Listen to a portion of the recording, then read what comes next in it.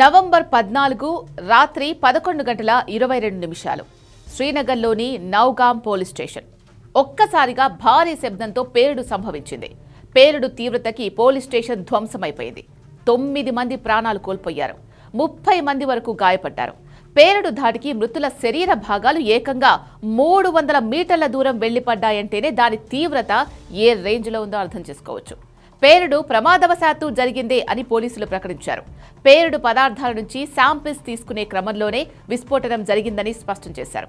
Cut చేస్తే పీఏఎఫ్ఎఫ్ నుంచి సంచలన ప్రకటన వచ్చింది. నౌగాం పిఎస్ బ్లాస్ట్ తమ పనే అన్నదే ఈ ప్రకటన సారాంశం. అసలేంటి పీఏఎఫ్ఎఫ్? పోలీసులే ప్రమాదవశాత్తు జరిగిందని చెప్పిన పేలుడు తమ పనే అని ఎందుకు చెప్పుకుంది? టాప్ స్టోరీలో చూద్దాం.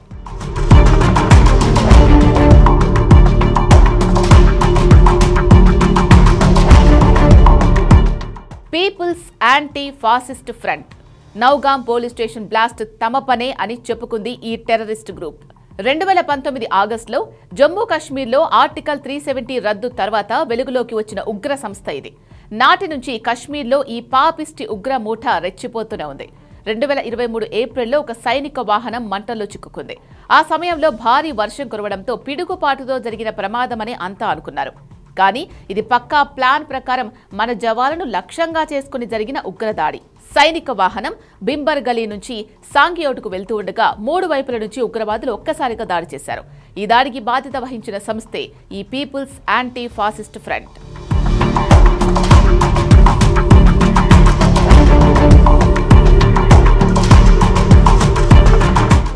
ఢిల్లీ బాంబ్ బ్లాస్టుకు వెనుకున్న జైషే మహమ్మద్ అనుబంధ సంస్థే పీపుల్స్ యాంటీ ఫాసిస్ట్ ఫ్రంట్.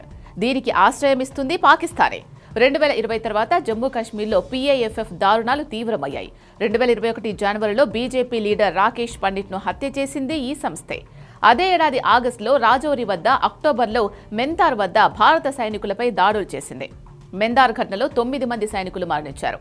2024 మే 5న భారత ఎయిర్ ఫోర్స్ కాన్వాయ్పై ఉగ్రవాదులు మెరుపు దాడి చేశారు. ఈ దాడిలో ఒక వైమానిక దళ సైనికుడు వీరమరణం పొందగా మరో 4 సైనికులు గాయపడ్డారు. ఈ సంస్థను కేంద్ర హోంశాఖ ఉగ్ర సంస్థల జాబితాలో చేర్చి నిషేధించింది. తాజాగా శ్రీనగర్ బాంబ్ బ్లాస్ట్ కూడా తమ పనే అని ప్రకటన విడుదల చేసింది. అయితే దీనిపై జమ్మూ కాశ్మీర్ డీజీపీ నలిన్ ప్రభావత్ క్లారిటీ ఇచ్చారు. నౌగాం పోలీస్ స్టేషన్ పేలుడు ప్రమాదవశాత్తు జరిగిందే అన్నారు. The cause for this unfortunate incident is being inquired into. J&K police stands in solidarity with the families of the deceased in this hour of grief. Thank you very much. Jai Hind. Nowgam police station blast పై Jammu Kashmir DGP ఇచ్చిన clarity ఇదే.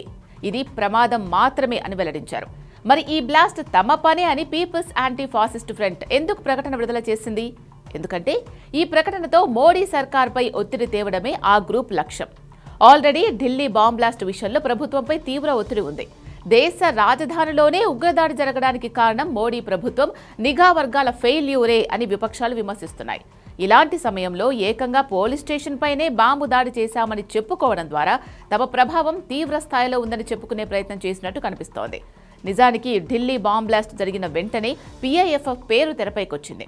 శ్రీనగర్ పేలుడు వెనుక తమ హస్తం ఉందని ప్రకటించుకోవడానికి అది కూడా ఒక కారణం కావచ్చు.